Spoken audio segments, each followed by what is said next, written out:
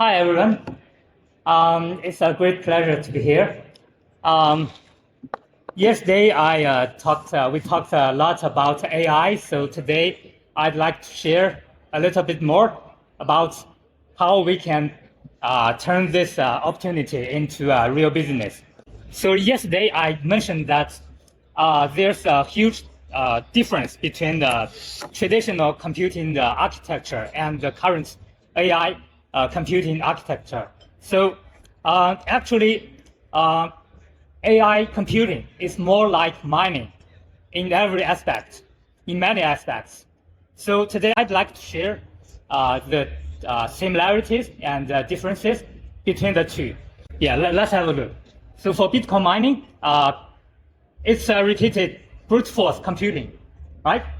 And AI is different from traditional computing.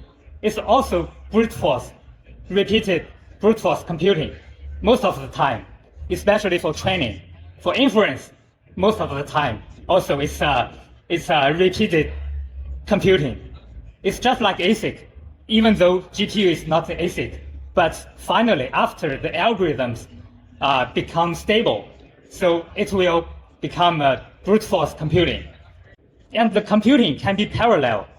That is very important, means how to scale out. Because today time is very limited, so I just go through. And the density of both is high. I mean, much higher than before, than traditional computing. And also high heat. It generates huge heat.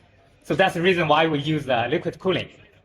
And also AI is the same as Bitcoin mining, that it consumes a lot of power. Electricity is the key, is important, energy. And also, there are many differences between the two, which is very important that if you'd like to understand well about how to do business on AI. So the first difference theoretically is so Bitcoin mining, the intermediate results are useless and discarded during the computation. But for AI, all the results is necessary and provided to the end customer. Also, for mining, there is only single algorithm, SHA-256. But for AI, there are a lot of various different algorithms, and they are still upgraded every day. So it's not stable yet.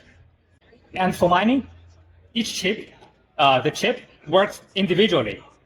But for AI servers, they work together. For NVIDIA, NVLink, and the high bandwidth is really important to connect different chips and different servers together, and InfiniBand. So they are different in networking because of the computing architecture is different. And for mining, it's always 100% online. Or you need it to be the online rate as high as possible, right? To get highest revenue. For AI computing, even higher, because the service cannot be stopped. But for training and inference, different applications, the requirements are different. So it's not always 100% in the full load. So, but it's different, also different from traditional computing. Like the CPU runs sometimes 100%, sometimes only 10% or even 1%.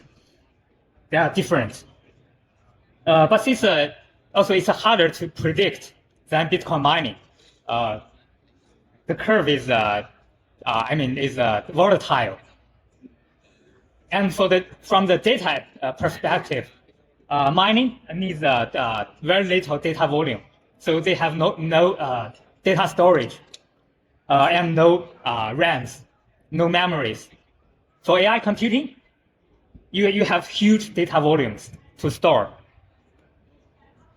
Also for mining, the demand of high-speed internet is essential. No, it's unnecessary. But for AI, it's essential. And the demand for local network the speed is also very different. I mean, there's some open source like Ultra Ethernet. Some new protocols are coming. There are a lot of differences. And from the economic view, it's also different. The CapEx and how to find end users. For mining, you don't need to find end users. You sell compute power, you sell hash rate to the network. But for AI computing, it's different. And the reliability. So for AI, it's different from traditional data center. It doesn't need all tier 4 or tier 3. Sometimes tier 2 is okay. And for the requirements for infrastructure, they're also different. So there are a lot of different stuff. So finally, I think despite all the similarities and differences, how can we do AI properly is very important. We don't want to lose money, right? It's an opportunity, but we might lose money. It's a huge investment. So it doesn't mean mining is less attractive. And how to leverage the advantages of Bitcoin miners is essential. And as miners, we have our advantages. We are so efficient. We are so faster than traditional AI, traditional data center players. And we have huge resources. So we need to design good strategies and execution, from strategy design to execution. It's very important to do it professionally. I'm saying AI mining, the era of AI mining is coming. How to combine AI and mining together, and to hedge, to design hedging strategy is very essential. Is essential to the future of this industry. Let's think about 20 years ago, 25 years ago, when internet came to the world. I don't need to explain more, but let's think about it. The change, big change. So I think now it's a good opportunity. It's good time window. It's good timing to take action. So, and I hope we as Fork Computing and Fork Hashing, we'd like to provide all the support for you miners to transition to the AI world and combine the two together to make the world different. Thank you. Thank you.